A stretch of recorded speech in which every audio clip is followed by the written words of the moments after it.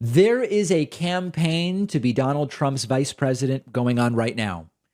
And there is really one person who is in that campaign, and it is radical, repugnant Republican Congresswoman Marjorie Taylor Greene.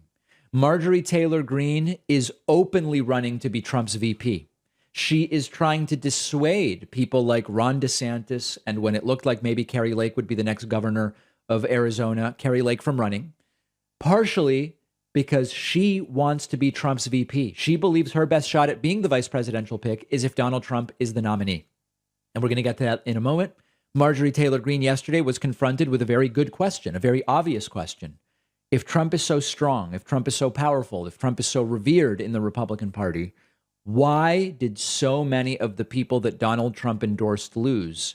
And Marjorie Taylor Greene, just sort of like with a throw everything at the wall and see if any of it makes sense answer. Listen to how she answered the question. Trump endorsed candidates lost in the midterm, including. I would say it depends on the district. I think there's a lot of varying factors. Redistricting happened, and that was based on the census that was pretty much pre-COVID.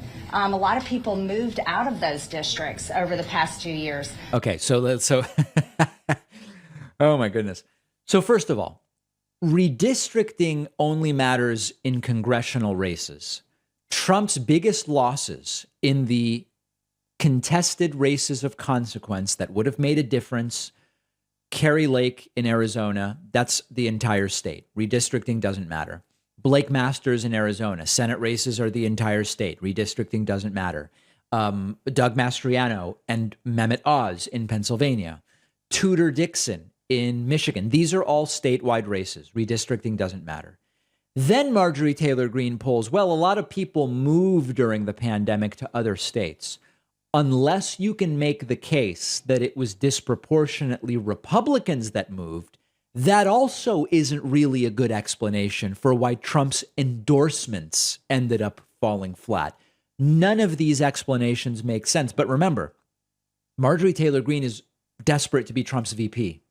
So she has to come up with something other than, a lot of people kind of don't like Trump.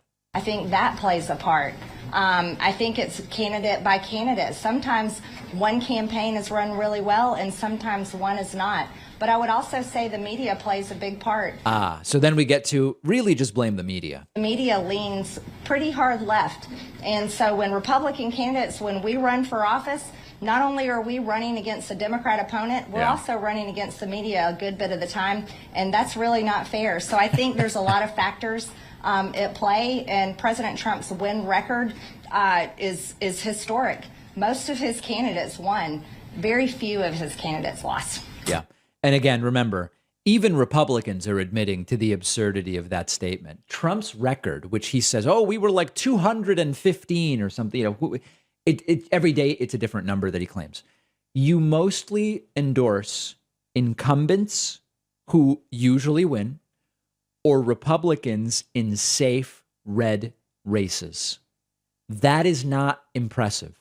If I was in the endorsement game, I could have a really good endorsement record because there are quite literally hundreds of races in which it's obvious who's going to win. Would it really be meaningful? Would it really be meaningful if I actually called it in that way?